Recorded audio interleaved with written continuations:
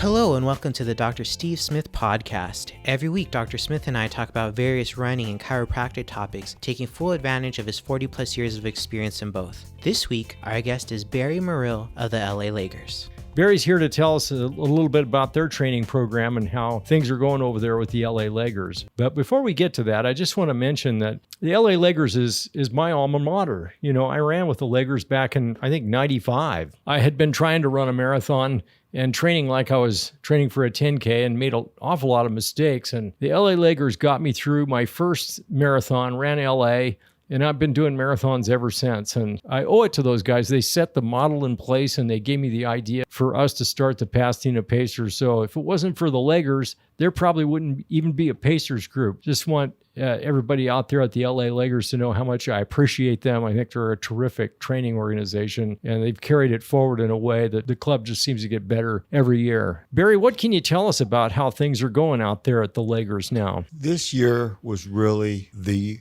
training year for the club. And I want to say it this way.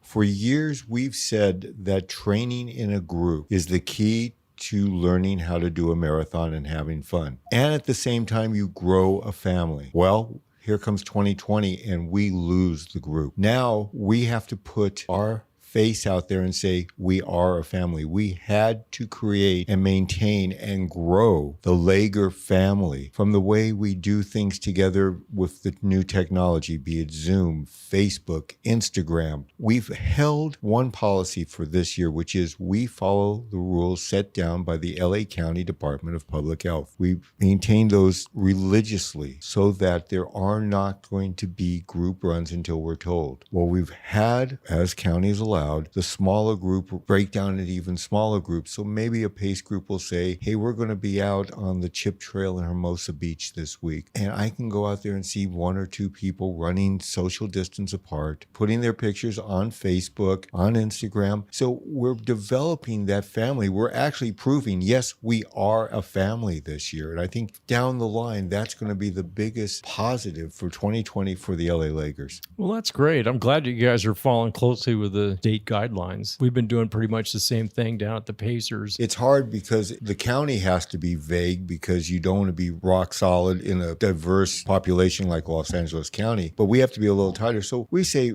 comfortably 5 people. Let's have the social distancing. You're doing it for yourself. You're doing it for the ones you love, but you're also doing it for the ones you love's ones they love. Yes, we don't have a lot of races. Yes, what we have are virtual. But all of us put on shoes that first day and went out, not because we're going to run a race, but because for some reason we wanted to get outside and run. This is the time to reach inside yourself and find that joy of endurance athletics and grow it so that you can go out for that workout for no other reason than, oh man, I can't wait to go outside and do this. That's what we want this year. This year, we're going to carry ourselves. Next year, we're going to come back so strong we can carry others. Barry, tell us a little bit about the history of the LA Lakers. I know it goes back to the 84 Olympics, right? Yes, the 84 Olympics happened. The LA Marathon comes into being. And because of the wave of marathon madness still, KNX Radio assigns one of their reporters, who's a marathoner, Bob Scott, and he runs the marathon with a radio pack. Now, we're not talking a cell phone. We're talking a whole pack, and he's doing during race interviews with people, and he's running it. Well, he finishes the race, notices one thing. There's a lot of people on the sidelines. So he did the research, found out that at that point, the LA Marathon had the most first-time marathoners of any major marathon, yet the most do not finishes. And the reason? They weren't being trained. So Bob went to the heads of KNX Radio, CBS. They reached out to the LA Marathon, got involved LA Orthopedic Hospital, and they put together what was to be a 1-year training program. People would come down to 1450, which was chosen by the LA Marathon. One of their personnel said, you need a place that's safe from cars and that can be cool during our October. And they found 1450 Ocean Avenue, which has been the home of the Lakers ever since. But what happened in that first year was that the people came out and said, hey, we're a club. No, you're not. You're just an experiment.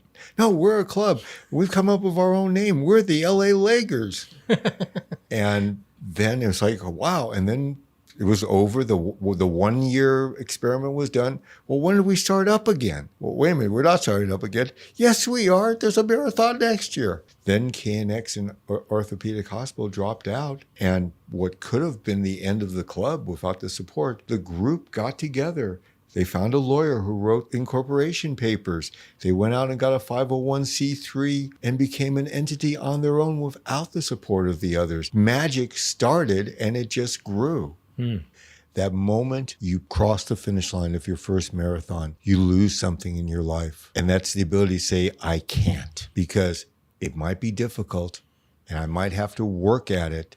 But if I set a goal, I sure can do it, because look what I just did. That is how the LA Lakers started. We were the original training program for the LA Marathon. Now, you of all people have collected more stories like that, because you were the team manager when John Wooden was the head coach. Oh my goodness. Tell us about that. What did you bring from that experience to the Lakers? Coach taught us not to worry about the other person, to make sure that we ourselves were prepared 100%, to see all the picture necessary. And from a player point of view, that meant all the plays, all the moves, the off ball, the person with the ball coming up the court, rebounding, all that. From a manager's point of view, don't look at a game as just seeing other things. You see setting up Pauley Pavilion, you see getting the gear ready. So I learned how to look at a sporting event in the big picture.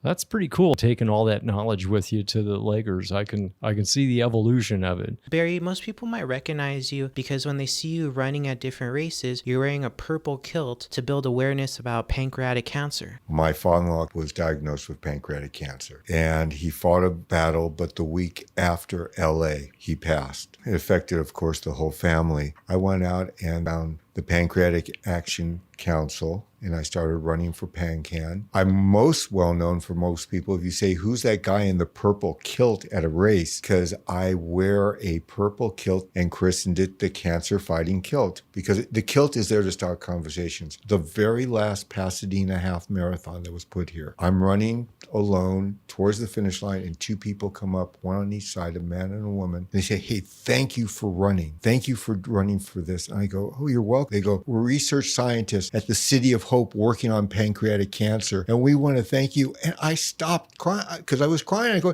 thank you. I'm just a doofus in a kilt running in a purple. You guys are on the front lines every day. But knowing that I could touch them and running together across that finish line, that was awesome for me.